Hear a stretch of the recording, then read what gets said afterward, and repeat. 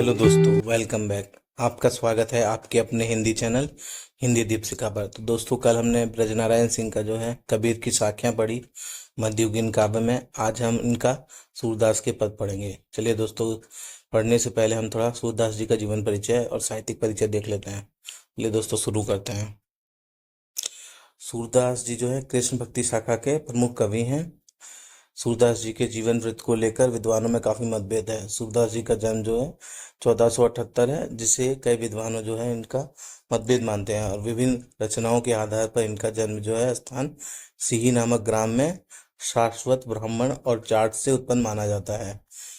चलिए दोस्तों, ये हमने देख लिया। उसके बाद इनका वर्णन जो है 84 वैष्णव की वार्ता जो गोकुलनाथ में लिखा है उसके अंदर में भी इनका जीवन वर्णन मिलता है। साथ साथ ये गौ घाट पर निवास करते थे तथा विनय पद गाया करते थे, और महाप्रभु वल्लभाचार्य ने इन्हें पुष्टि मार्ग में दीक्षित किया और कृष्ण लीला गाने के लिए प्रेरणाएं दी।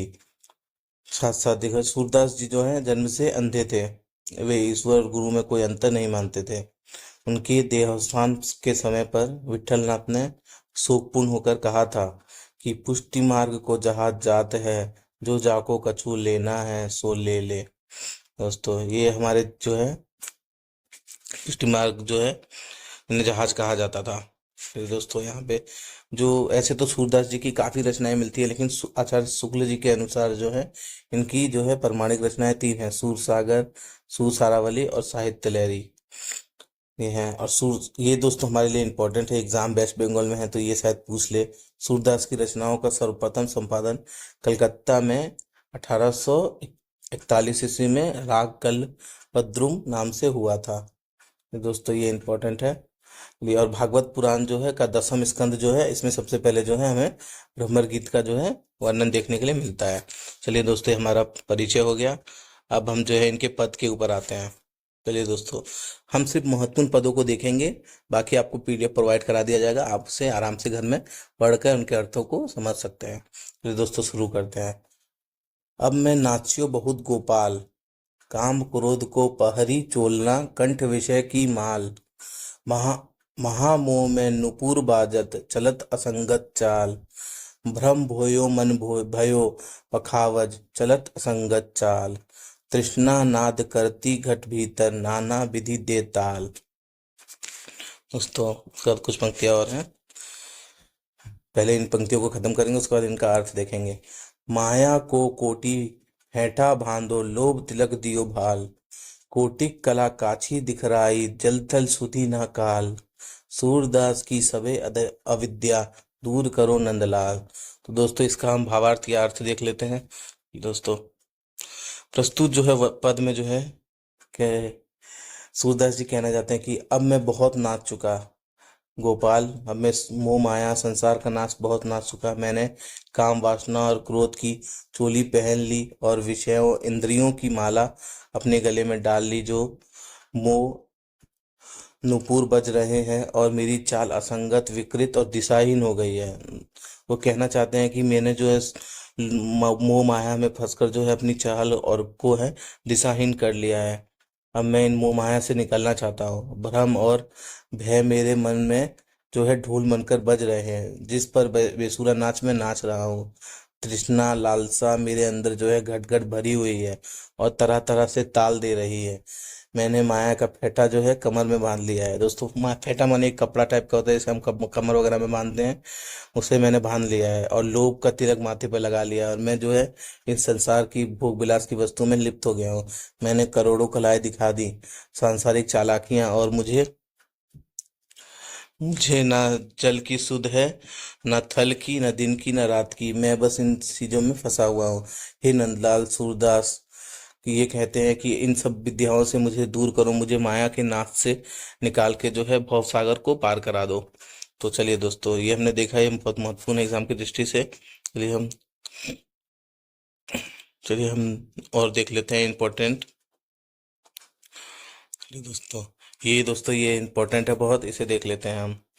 माता जशोदा जी के बारे में और कृष्ण के बीच कुछ संवाद है, उनको देख लेते हैं। जशोदा मदन गोपाल सुआवे, देखी शयन गति त्रुभन कपे, इसी भ्रमित भ्रमावे, असित अरुण सित आलस लोचन, उभय पलक परियावे, जनु रवि गत संकुचिति कमल जुग, नशी अली उड़न पावे, श्वास उदर उसरित वो, मोनो गुंधु दुग्ध सिंधु छवि पावे, नाभि सरोज प्रकट पदा, मासन उतरी नाल पछितावे, कर सिर तर की श्याम मनोहर अलकत अधिक सुभावे, सूरदास मानो पन्नगति प्रभु ऊपर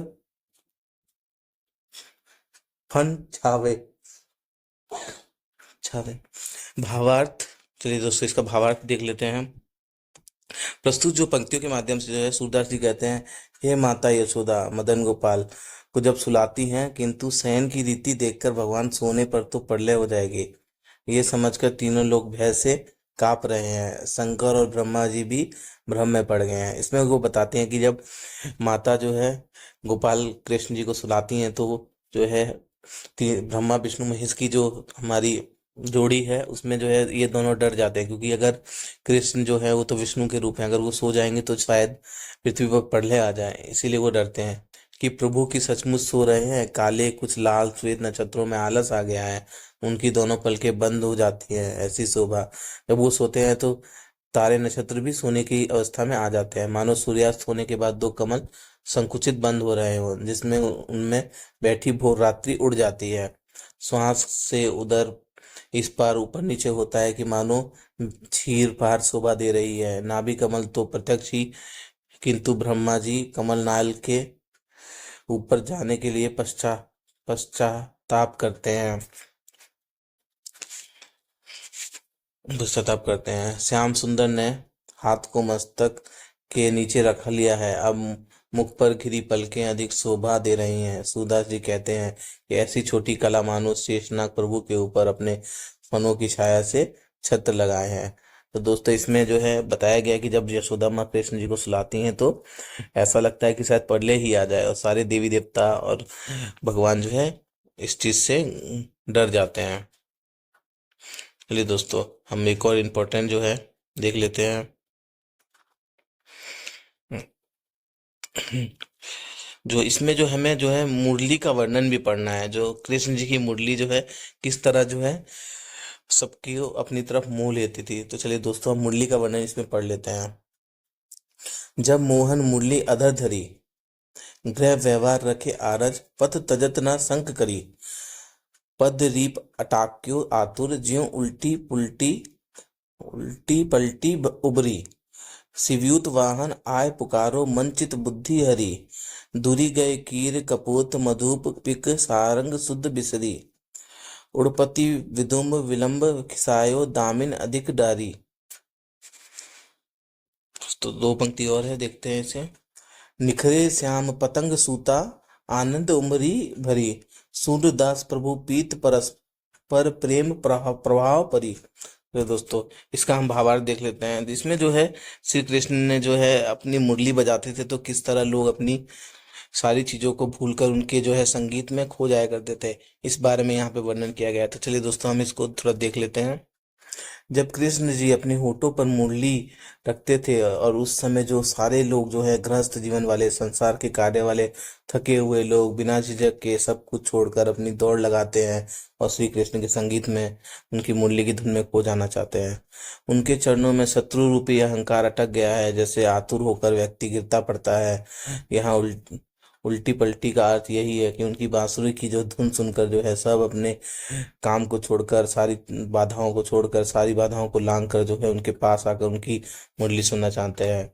शिव जी के पुत्र गणेश का वाहन मूषक भी भागा भागा चला आता है, वो भी मुरली के लालसा में है कि उन्हें उसे भी मुरली सुनने मिल जाए। और साथ साथ जो है पक्षी कपोत मधुप कोयल हिरन सब कुछ जो है भूल गए हैं और श्री कृष्ण की मुरली की ओर खींचे जा रहे हैं। मुरली की मधुरता के सामने सूर्य प्रवाल बिंब और बिजली जैसी चीजें सब डर गई हैं। श्री कृष्ण की छवि और मधुरता के सामने सब फीके लगने लगते हैं। श्याम सुंदर यानी कृष्ण के दर्शन से पतंग सुत्ता के मन में आनंद और उमंग की लहर भर गई है। सूरदास जी कहते हैं कि सब प्रभु और भक्तों के बीच की परस्पर प्रेम धारा का अद्भुत प्रभाव यहाँ पे जो है उनकी मुरली में खो गया है। सब उनकी मुरली में की धुन में लीन हो गए हैं। चलिए दोस्तों अब हम भ्रमर गीत को देख लेते हैं। चलिए रह चलिए हम पढ़ लेते हैं पहले। रह रे मधुकर मधु मतवारे, कहाँ करो निर्गुण लेके जिभो कान हमारे। लौटत नीत पराग पंख में, पचत न आपू समारे। बराबर सदर मदिरा की अपरस कहाँ उघारे। ध्रुम वेली हमहु जानत हैं, जिनके हो अली प्यारे। घर पहरी सब विमापत जाते, आवत करो निहारे। सुंदर बदन कमल लन लोचन, जसुमति नंद दुलारे। तन मन सूर अपी रही श्याम माह, कोण लही उधारे। ये दोस्तों ये जो है भ्रमर गीत का जो है पद है, ये काफी जो है एग्जाम के दृष्टिकोण से महत्वपूर्ण है, क्योंकि हमें भ्रमर गीत के बारे में भी पढ़ना है। और दोस्तों जो भ्रमर गीत जो है ये जो है सर्वप्रथम जो है श्रीमद् भागवत के 10वें स्कंद से लिया गया है। तो चलिए दोस्तों ये हम एडिशनल इन्फॉर्मेशन है आपको बता देते हैं। तो दोस्तों इसको देख लेते हैं। गोपियां भवरे के बहाने उद्धव को सुनाकर कहती है कि भवरे तुम तो मधु पीने में व्यस्त हो, मस्त रहो। इस तुम्हारे इस निर्गुण से हमारा क्या लेना देना। वो उद्धव को कहती है कि तुम अपने काम में मस्त रहो, हम अपने कृष्ण की भक्ति में मस्त है। हम हमारे तो सगुण साकार कृष्ण है। तुम स्वयं तो पराग में लोट लोट कर ऐसे बेसुध हो गए हो, शरीर की सुध नहीं रहती, और इतना मधुरस पी लेते हो कि सनक पर रस के बातों करने लगते हो। वो कहते हैं कि तुम तो जो है निर्गुण हो, निर्गुण का रस तुमने इतना पी लिया है कि तुम्हें जो है सगुण की कोई सुध नहीं है, कृष्ण की कोई सुध नहीं है। लेकिन हम जो है कृष्ण की सुध रखते हैं। हम तुम्हारे जैसे नहीं हैं, तुम्हारे फूल फूल पर बहके हमारा तो एक ही है। वो इन्हें एक भंवरा के समान बता रही हैं कि जो एक फूल पे रस लेता है फिर दूसरे फूल पे चला जाता है, लेकिन वो बताते हैं कि हमारा ऐसा नहीं है, हम सिर्फ एक ही कृष्ण से प्यार करते हैं और उसी से करते रहेंगे। कान्हा जो सुंदर मुख वाला, नीलकमल से नयन वाला, यशोदा का दुलारा है, हमने तो उन्हीं पर तन मन वार दिया है। अब किसी निर्गुण वार के ऊपर वारने के लिए हमारे पास किससे उधार लें। हमारा एक ही मन था जो हम कृष्ण को दे दिए हैं। अब हमें दूसरा मन नहीं है कि हम किसी और को दे पाए। चलिए दोस्तों ये जो है हमने देख लिया। चलिए दोस्तों ये सारा दिया हुआ है दोस्तों, ये इंपॉर्टेंट है, आपको पीडीएफ प्रोवाइड करा दिया जाएगा, ये सारे आप पढ़ लीजिएगा। एग्जाम के दृष्टिकोण से बहुत महत्वपूर्ण है, अच्छे अच्छे प्रश्न यहाँ से बन सकते हैं। चलिए दोस्तों एक और है, ये हम पढ़ लेते हैं, ये भी इंपॉर्टेंट है। ये जोग ठगोरी ब्रिज ना बिख्यो, ये व्यवहार तिहारो, उधो ऐसोई फिरी जे हो। जापे ले आयो मधुकर तक उर नए समय हो। दाग छाड़ी के कटुक निबोरी को अपने मुंह खेयो। मूरी के पातन के केना को मुक्ता हल है। सूरदास प्रभु पूही छाड़ी के को निर्गुण निर्वे है। ले दोस्तों ये जो है ये पंक्ति भी हम लोग जो है पढ़ लेते हैं, यहाँ पे अर्थ दिया हुआ है। ये प्रस्तुत पंक्ति में जो है उद्धव जो है गोपियाँ कहती हैं कि हे उद्धव, तुम्हारी जो की विद्या ठग विद्या यहाँ ब्रज में नहीं चलने की। भला मूली के पत्तों के बदले मानक मोती तुम्हें कौन देगा। ये तुम्हारा व्यापार ऐसे ही धरा रह जाएगा। इसमें वो कहते हैं कि तुम्हारी ये ठग विद्या हमें नहीं चलने की। हम जो है कृष्ण से जो है जो स्नेह करते हैं वो हमारा स्नेह चलता रहेगा, चाहे हमें तुम कितनी भी पट्टी पढ़ा लो। जहां से ये लोग जो विद्या लाए हैं वहीं वापस सिखा दो। चोट यह उन्हीं के लिए उचित उचित है। यहाँ तो कोई ऐसा बेवकूफ नहीं कि किशमिश छोड़कर कड़वी निमोरी खाए। हमने तो कृष्ण पर मोहित प्रेम किया है, अब हमारे इस निर्गुण का निर्वाह हमारे बस में नहीं है। तो चलिए दोस्तों ये हमने जो है सारे पद देख लिए हैं। अब इससे कुछ मैंने अभ्यास प्रश्न तैयार किए हैं वो देख लेते हैं। चलिए दोस्तों शुरू करते हैं। सूरदास का जन्म कब हुआ, तो दोस्तों इसका उत्तर होगा 1478 ईस्वी में। चलिए दोस्तों दूसरा प्रश्न देखते हैं। भ्रमर गीत का प्रसंग सबसे पहले कहाँ से लिया गया है, तो दोस्तों ये जो है श्रीमद् भागवत के दसम स्कंद से लिया गया है। चलिए दोस्तों तीसरा प्रश्न देखते हैं। निर्गुण कौन देश को वासी, यह प्रश्न गोपियां किससे पूछती हैं। ये दोस्तों ये जो है गोपियां जो है उद्धव से पूछती हैं।